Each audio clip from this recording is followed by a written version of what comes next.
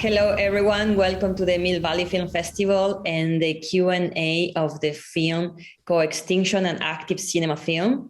Thank you so much for letting us have this film in our program. We are really delighted and encouraged for the work you are all doing and presented in this film. And I'm now going to welcome Gloria Pancrazi and Elena Jean, co-directors and co-producers of the film, and Will George, an indigenous land and water defender from the Tsleil-Waututh tribe. I hope I said it correctly. Everybody, again, welcome and thank you so much for joining us. I'm going to start asking you, Elena and Gloria.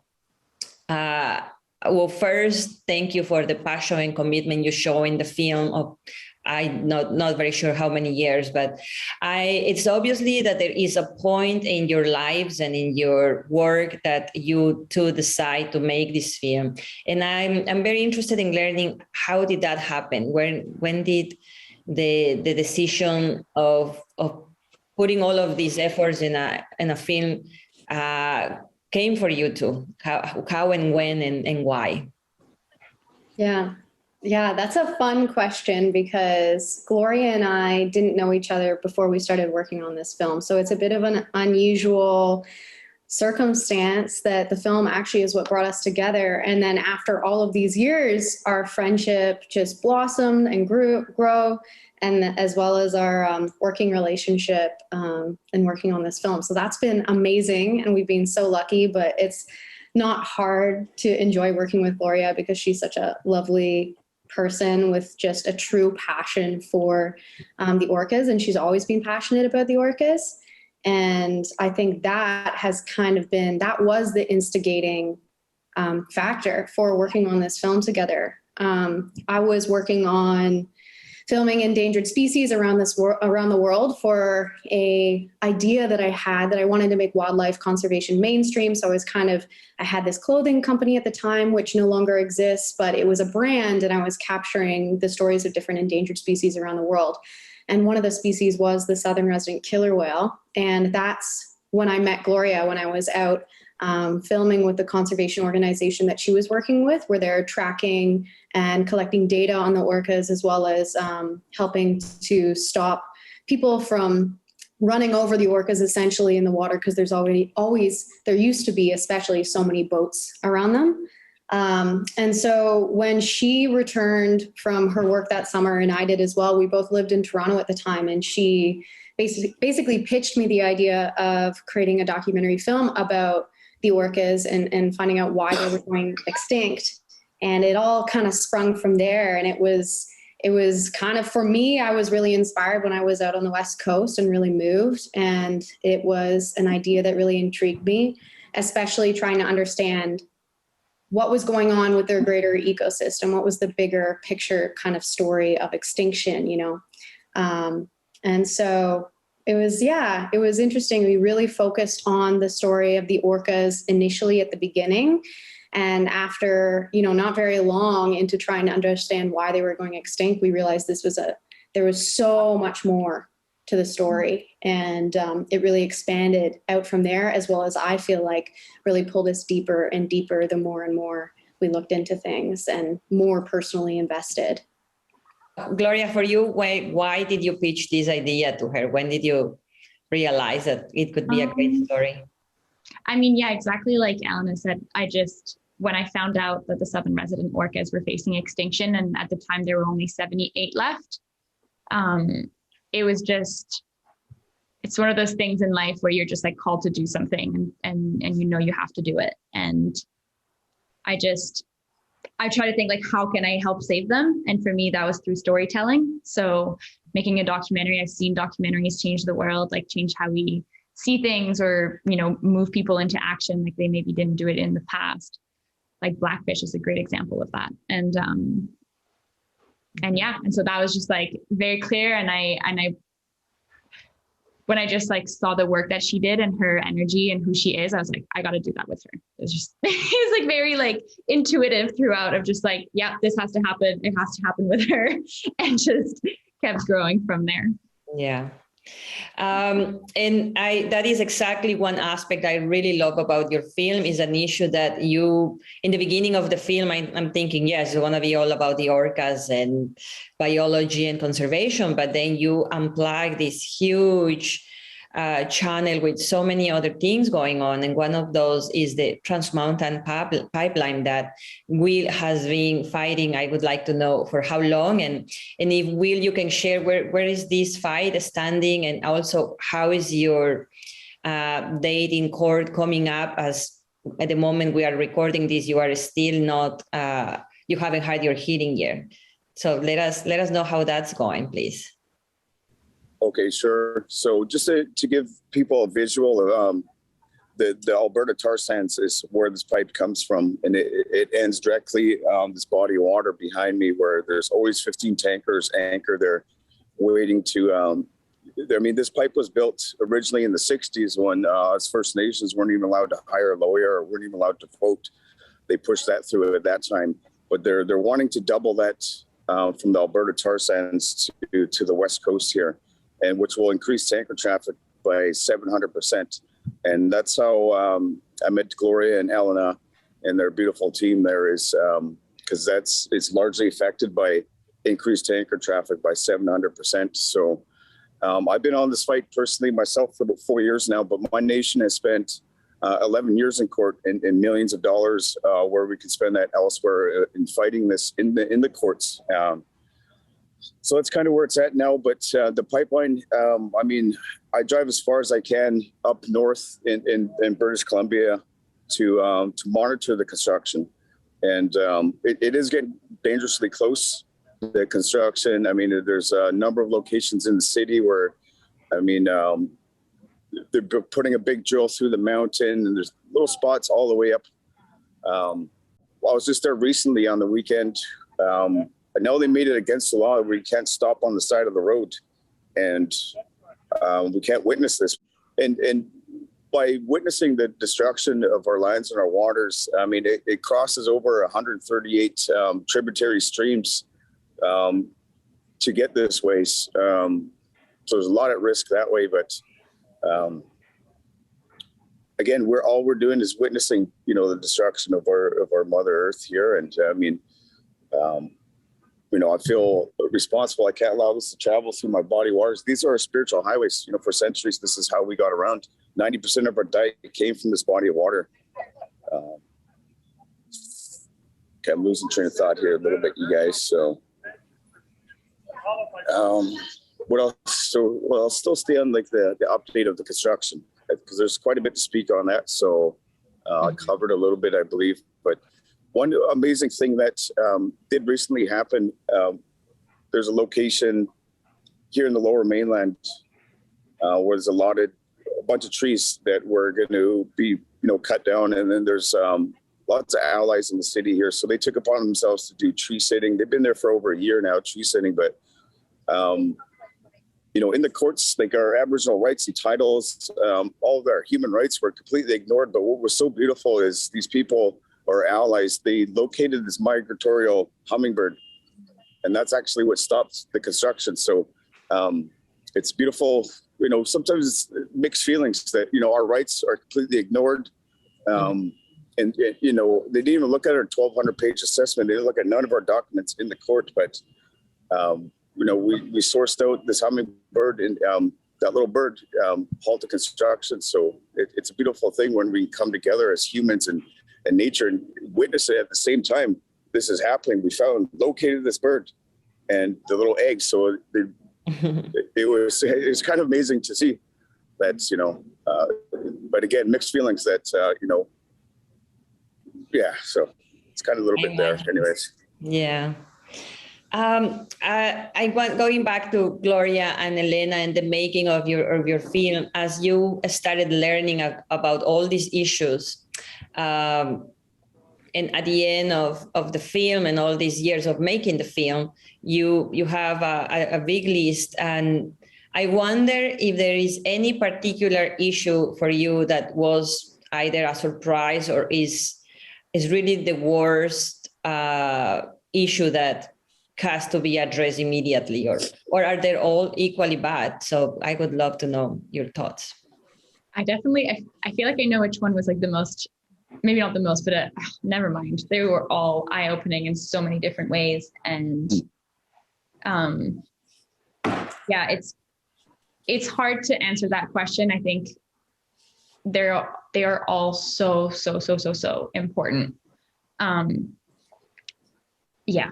There's no, you could say the dams because there's 8 million salmon that can make it to the water that can feed these orcas. But if the pipeline goes through and there's an oil spill, then that doesn't matter anymore, right? And then if the fish farms stay or if more are built, then that doesn't matter again. So they're all completely connected. And that's, again, what we tell in the film. Mm-hmm. And I think it's important to know, us as humans, we can't do all of it. Like as one individual, we can't do all of it. So, if you're called in the film to take on a particular issue, then go and give your all to that issue. If you feel like you can give a bit to all the issues, then that's amazing. But I don't think there's one that's more important than another, unfortunately. Mm-hmm. Yeah. I mean, the pipeline is, will be contributing significantly to the climate crisis, which is affecting absolutely everything. It's that like interconnected idea, thinking about, like species don't go extinct in isolation. We don't live in isolation from the environment around us or these species. And what we choose to do affects so much, creates ripple-like effects, whether it be positive action or negative action, right? So I think that's really one of the biggest ideas that we want people to take from the film is that, everything is interconnected, and it's both beautiful, but also it can be frightening because we know just the downstream effects of our actions and all of these big industry practices. Yeah. So, we need to be thinking, I love that saying, that indigenous belief that like we need to be thinking 7 generations ahead. That's something that we don't do, mm-hmm. And that needs to be something that we do if we want to continue living on this planet in harmony with everything. And we're seeing the direct effects of that, right? Of not doing that right now, with I feel like people are really starting to wake up to the climate crisis and the mass extinction crisis, and it's kind of dawning upon us right now. It's all over the news, which is the first time that's like it's ever been like this, in the history of, digital media and media. So, yeah. But the dams was an interesting one though, for sure. For me personally, what I was thinking of when I was like, I know for Elena, and I was like, but I'm also thinking of like all the other journeys. Anyways, I thought about that at first. It's so important to do your research properly. And that's something that I really believe in, is that you should, I think there's, do your research and like see what's actually going on, like get on the ground. And that really transformed my perception of hydroelectric dams. I come from an engineering background, and I have been educated on dams, and generally speaking, the public like has this perception of dams as being this sustainable power source. But in reality, when they're done poorly and they're like really inefficient and massively change the landscape of the natural systems, right? So that's what happened in down in the States with the Snake River dams. It totally transformed the Snake River, which connects to the Columbia River, and fundamentally like flipped that ecosystem upside down. And so when I saw that in person on the ground, I totally got because Gloria had put all of the initial research in, and I was a bit skeptical, having not done the research myself. And then on the ground, I was like, oh, I get it. I see why this is such a massive issue, not just for salmon, mm-hmm. but for everything, of course. Yeah. I have the $1 million question for all of you, and maybe we'll start with Will, asking him to answer first. And the main question here is, what can we do? And a lot of us that just watch the film feel that need of doing something, as Gloria said, find that one thing and and give it to yourself. But it's, I don't know, after you doing all of this research and you will living with this situation, I would like to get some guidance from you for our audience and give them options and what are the things that they can be doing at home or whatever way is possible. So yeah, I'll start by saying that we have a Take Action page that's live and that, has all the actions you can take, starting from something small. If you've never taken action before and you don't know where to start, you've just started, it starts there with like what you can do and then grows to becoming an ally. And so we really try and like take people by the hand and lead them through the journey. So yeah, very excited for all of you to check that out. I would say that's a great place to start if you've just seen the film and you really, really want to take action. Okay. And that, encompasses being curious and learning. I feel like that's like a general one, but every time, every time that I'm thinking of an issue and I don't know what to do, if I do my research, then I will find something to do.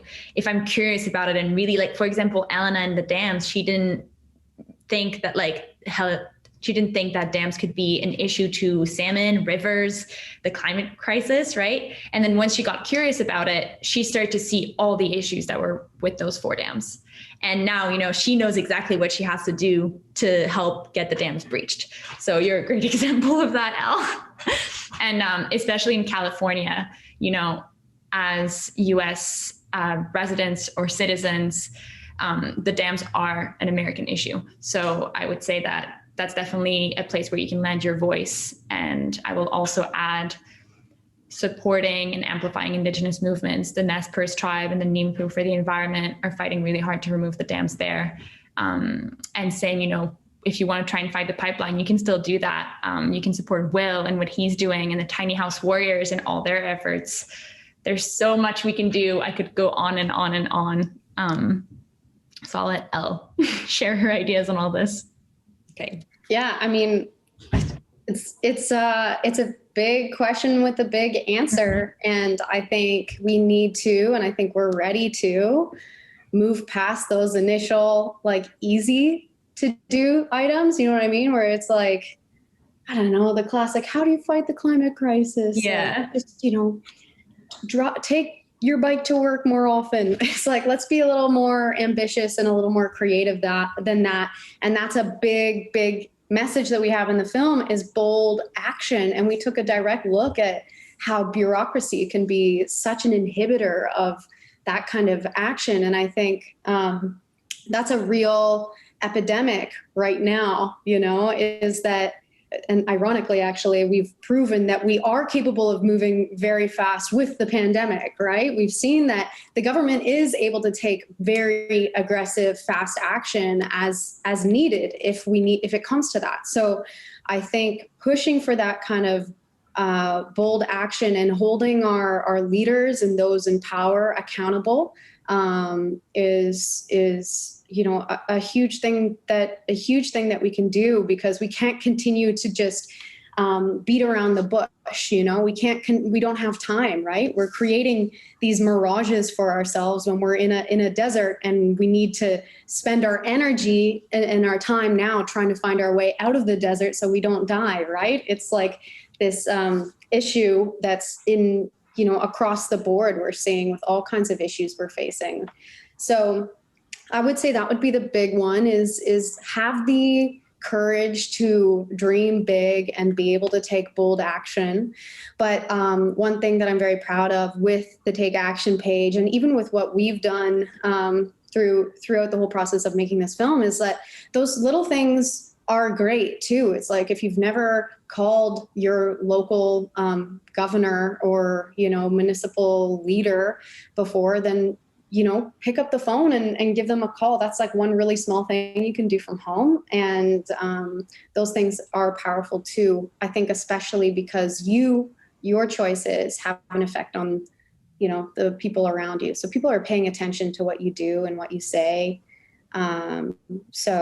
I think taking a stand for something is a very beautiful and powerful thing in ways that you can't really understand, right? Because it's ripple-like effects. But yeah, so that's my broad answer. But yeah, definitely take a look at that page. I think being an ally is a really important message that we have in the film, because, you know, Indigenous peoples like have had the answers and have the answers. And we just need to be willing to listen. And yeah, that's about all I could say on that. Yeah. For me, what really sticks out to me is how, like, for working with allies and trying to challenge government. I mean, we're not only fighting just our government, we're fighting globalists as well. So it does become really defeating at times when, I mean, especially this pipeline in particular here in BC, it's really military led. I mean, you look at the fences, they're double graded military electric fences. I mean, just in the harbor here where they're preparing for the super tankers, there's a floating fence there. And that floating fence could take a hit from a ship. So it is very confusing, and it just that we're fighting globalists here. And what keeps me going, what keeps me positive is having to be positive. Now, you look at geologists and biologists, they've been passing the buck for many years. There's pulsations in the earth and it vibrates, and they don't know what's going on there. And then in our Indigenous beliefs, we're all one person. The word we use is Nasama, one heart, one mind, one soul. I mean, the blades of grass and everything, we're all connected in this earth. And those are our beliefs. And that's what kept us together for centuries. And, you know, unfortunately, those beliefs were taken away from us. They were taken away from our bundles, and our way of life was, I mean, our people were thrown out of windows, driven over by vehicles. But we can do the same as Mother Earth. We come together, we have that positive attitude. We're all built of unique vibrations, and we become that one heart, that one mind, that one soul. And we can have that power. I mean, it's hard when you get during this whole pandemic, we see riots everywhere. I'm sure those started off being peaceful, and then they got a little out of hand. So I really look forward, and it's sad to say, but the next generation is going to have to pick up these pieces. They're going to have to be positive. They're going to have to call our elected leaders out and challenge them to convert to clean energy. There's the amount of, I think it translates to over $20 billion for this one pipeline, and we could have converted to green energy from that. So challenging, you know, your elected leaders, staying positive, and that's kind of what gets me going. It keeps me together. Mm-hmm. Thanks, Will. And that was exactly kind of what I wish to end this conversation, and you staying positive and hopeful. It's, I think, a very good message. And that was also going to be my last question for you, ladies. Are you hopeful? You want to go first, Al? I'll add to what you want to say. Yeah, okay, I'll go first. Yeah, we have to be hopeful, because if we're not hopeful, what else is there, right? I think it's just this, that's just the reality. There's so much, also still so much beauty in the world. I think we're inundated with all of this kind of scary apocalyptic media right now. And, you know, there is yet still so much beauty out there to protect. And that's honestly just what keeps me hopeful. And I think seeing just people coming together is kind of the other thing. I mean, just like it feels amazing to be unified for something that is so integral to all of our lives and the joy around all of us. So to be, you know, to have we met so many amazing people in the filming of this film, and, you know, getting to know Will and so many of the characters, and as a team, you know, we've just come together, and it's fundamentally changed my life in such a positive way. And I think everyone can have that in their lives too. Yeah, I definitely agree. I am hopeful, and I find hope in, like you said, Elena, community. Like whenever you go on an on-the-ground action and you see the people there that are either putting their lives at risk or just giving their time, giving their passion, giving their energy and their love, that will always, always fill me up with hope. Seeing the orcas, there's no better way to get filled back up with hope, or salmon going up the river, you know? But I will say, we can't just, I always say there's having hope and hoping, and we can't just hope things will get better. We have to fight for things to get better while staying hopeful, and, feeding that hope and feeding that love and acting from that place. But yeah, I just always like to make that differentiation, because it is important to not just hope it will get better and actually fight for it. Great. Thank you all so much for your wisdom and your work and bringing to us this beautiful film. I hope everybody takes some action and contributes to your fight. Thank you. Thank you. Thank you. Thank you.